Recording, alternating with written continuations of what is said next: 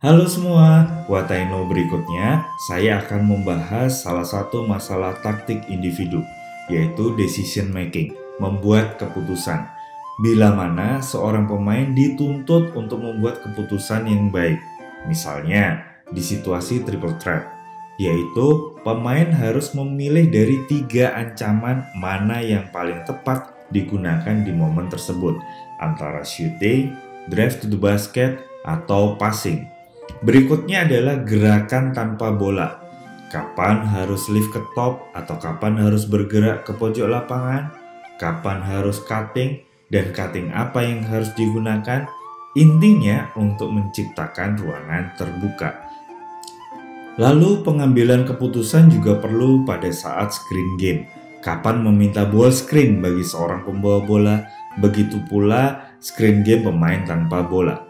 Dan masih banyak lagi pengambilan keputusan terkait strategi tim. Kembali saya ingatkan, ini bukan tutorial, bukan juga klinik, hanya sebatas apa yang saya tahu.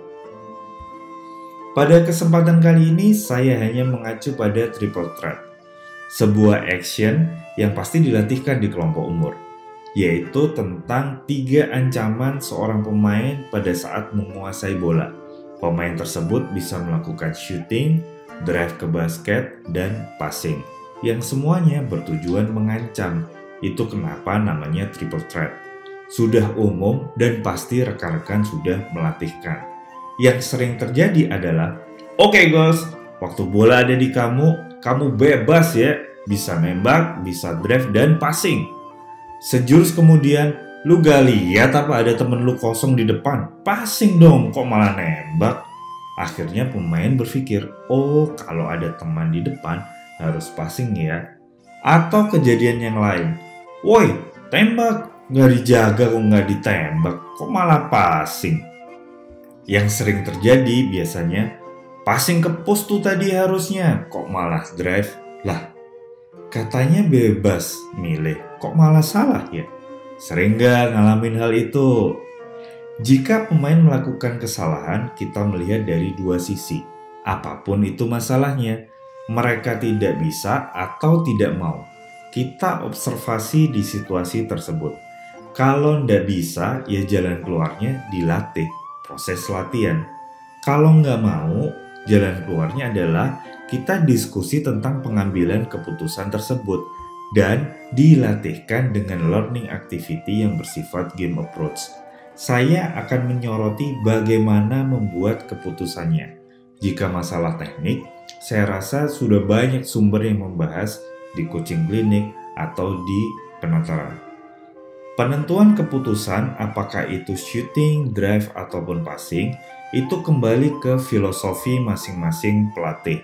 Selain pelatih juga sudah observe bagaimana tim yang dia latih, yang akhirnya mempengaruhi strategi tim dan juga taktik individu. Nah, dengan filosofi tersebut yang dijabarkan dengan jelas, akan mempermudah pemain mengambil keputusan sesuai dengan kemauan pelatih. Oke, saya akan memberikan contoh tentang bila mana pemain harus menembak. Aturan-aturan yang membantu pemain untuk mengambil keputusan bahwa dia harus menembak. 1. Di area dia menembak.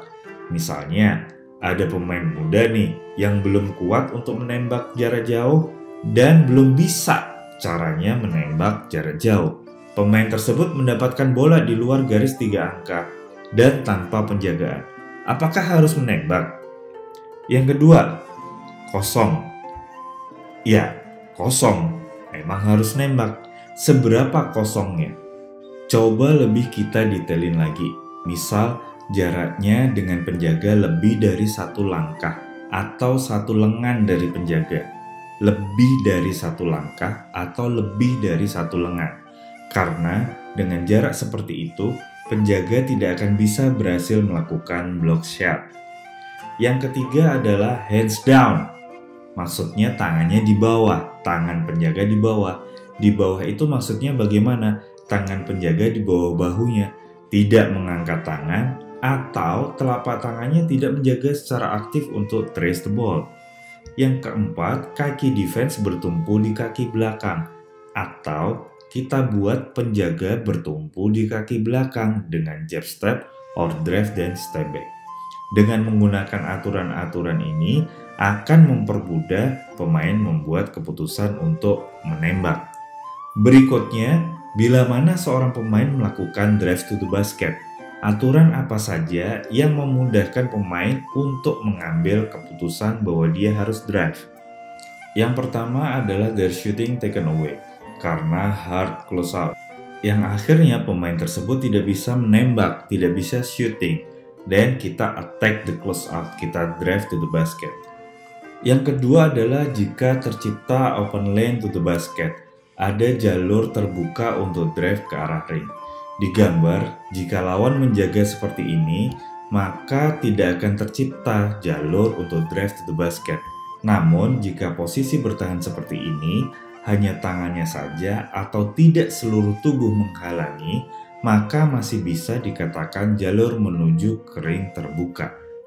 Dengan catatan, pada situasi 1 lawan 0, kita harus strong finish.